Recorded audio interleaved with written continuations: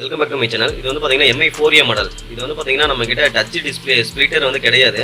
அந்த ஸ்ப்ளிட்டர் இல்லாமல் எப்படி வந்து நம்ம டச் டிஸ்பிளேவை தனியாக பிரித்து டச் மட்டும் தனியாக மாற்றுறது அப்படிங்கிறத இந்த வீடியோவில் பார்க்க போகிறோம். ஸோ ஒன்றும் கிடையாது, நீங்கள் நார்மலாக ஃப்ரேம்லேருந்து டிஸ்பிளேவை பிரித்து எடுத்துகிட்டு இன்சியில் அந்த கார்னரை மட்டும் நீங்கள் கரெக்டாக செட் பண்ணிக்கணும். ஸோ இந்த கார்னரில் வந்து அந்த கம்பி கரெக்டாக டச்சுக்கு டிஸ்பிளேவுக்கும் சென்டரில் வருதா அப்படிங்கிறத கரெக்டாக ஃபிக்ஸ் பண்ணிக்கோங்க. ஸோ எகைன் வந்து பார்த்தீங்கன்னா நீங்கள் டபுள் சைட் டேப்பை ஒட்டிட்டு அது மேலே டிஸ்பிளே வந்து நீங்கள் நீட்டாக ப்ரெஸ் பண்ணிக்கணும். அதுக்கப்புறம் நீங்கள் ப்ளோயரை வச்சு அப்படியே கொஞ்சம் கொஞ்சமாக ஹீட் பண்ணி நீங்கள் இதை அப்படியே கொண்டுட்டு வந்தீங்க அப்படின்னா ஈஸியாக வந்து உங்களால் செப்பரேட் பண்ண முடியும். ஸோ ஸ்ப்ளிட்டர் கிடையாது.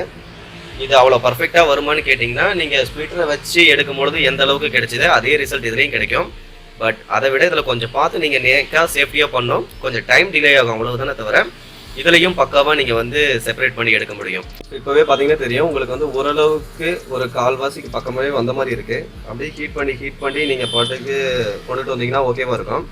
ஸோ இந்த மாதிரி ஒட்டை ஃபஸ்ட்டு பண்ணும்பொழுது தான் என்ன பண்ணாலும் அப்படி வச்சு பண்ணிங்கன்னா உங்களுக்கு கீழே அந்த போல்ரைட் ஷீட் வந்து டேமேஜ் ஆகும். ஸோ நீங்கள் திருப்பி வச்சு ஸ்ப்ளிட் பண்ணிங்கன்னா இப்படி வச்சு ஸ்ப்ளிட் பண்ணும்போது உங்களுக்கு வந்து அந்த போல்ரைட் ஷீட் வந்து எதுவும் டேமேஜ் ஆகாது. அது கொஞ்சம் பெனிஃபிட்டாக இருக்கும். ஸோ அதனால தான் இந்த மாதிரி ஒட்டி பண்ணுறது. இந்த மாதிரி நீங்கள் ஸ்ப்ளிட் பண்ணுறீங்க அப்படின்னா ஸ்ப்ளிட் பண்ண உடனே தனியாக கிளாஸ் மேலே வராது, டச் கிளாஸ் வந்து மேலே வராது. அதனால வந்து பார்த்தீங்கன்னா நம்ம டெம்பர்ட் ஓட்டும் இல்லைங்களா, அந்த ஷீட்டை வச்சு தனியாக தான் செப்பரேட் பண்ணுற மாதிரி இருக்கும். செப்பரேட் பண்ணிட்டு எடுத்துகிட்டு நீங்கள் டிஸ்பிளேவை க்ளீன் பண்ணீங்க அப்படின்னா நீட்டாக வந்துடும். ஸோ க்ளீன் பண்ணி பார்த்தோம்னா தான் தெரியும் ஒர்க் ஆகுமா இல்லையான்னு சொல்லிட்டு. ஸோ அவ்வளோதான், இதை பிரிச்சுட்டு ஃபைனலாக ஒர்க் ஆகுதா இல்லையான்னு பார்த்துக்கலாம். வந்து பார்த்தீங்கன்னா செப்பரேஷன் ப்ராசஸ் வந்து கம்ப்ளீட்டாக முடிஞ்சிருச்சு. ஏன்னா நம்ம லாஸ்ட்டாக பிரித்து எடுக்கும் போது இந்த டெம்பர்ட் கிளாஸில் இருந்த அந்த கலர்ஸ்லாம் கொஞ்சம் லைட்டாக டிஸ்பிளேல ஒட்டிக்கிச்சு. அது ஒன்றும் பிரச்சனை இல்லை, மேலே அந்த க்ளூவை லேஸாக பிரித்து எடுக்கும்போது அது போயிடும். பட் இப்போது இது ஒர்க் ஆகுதா இல்லையா அப்படிங்கிறது தான். இல்லை நம்ம செப்பரேட் பண்ணும்போது ஏதாவது ஹீட் ஓவராக பட்டிருந்தாவோ பிடிச்சிருந்தாவோ டேமேஜ் ஆகிருக்கும். இல்லை ஏதாவது வளைச்சிருந்தோம்னாலும் ஏதாவது டேமேஜ் ஆகிறதுக்கு வாய்ப்பு இருக்குது. பட் பார்த்துக்கலாம். ஓகே, இன்ஷியலாக ஆன் ஆகுது, டிஸ்பிளே நீட்டாக தான் தெரியுது. டிஸ்பிளே ஃபுல்லாக ஒயிட்டாக வந்தால் மட்டும்தான் வேறு ஏதாவது டிஸ்பிளேவோட ப்ராப்ளம் இருக்கா அப்படிங்கிறது தெரியும். ஸோ அதனால் ஃபுல்லாக ஆன் ஆகிட்டு இமேஜ் வர வரைக்கும் நம்ம வெயிட் பண்ணி தான் ஆகணும். இது கொஞ்சம் ரிஸ்க்கு தான், பட் நீங்கள் பார்த்து சேஃப்டியாக பொறுமையாக பண்ணீங்க அப்படின்னா ஈஸியாக சக்ஸஸாக பண்ணிடலாம். ஸோ நமக்கு எந்த ஒரு பிரச்சனையும் இருக்காதுன்னு தான் நினைக்கிறேன். முன்ன சொன்ன மாதிரி தான், லாஸ்ட்டாக ஆன் ஆகிற வரைக்கும் வெயிட் பண்ணி தான் ஆகணும்.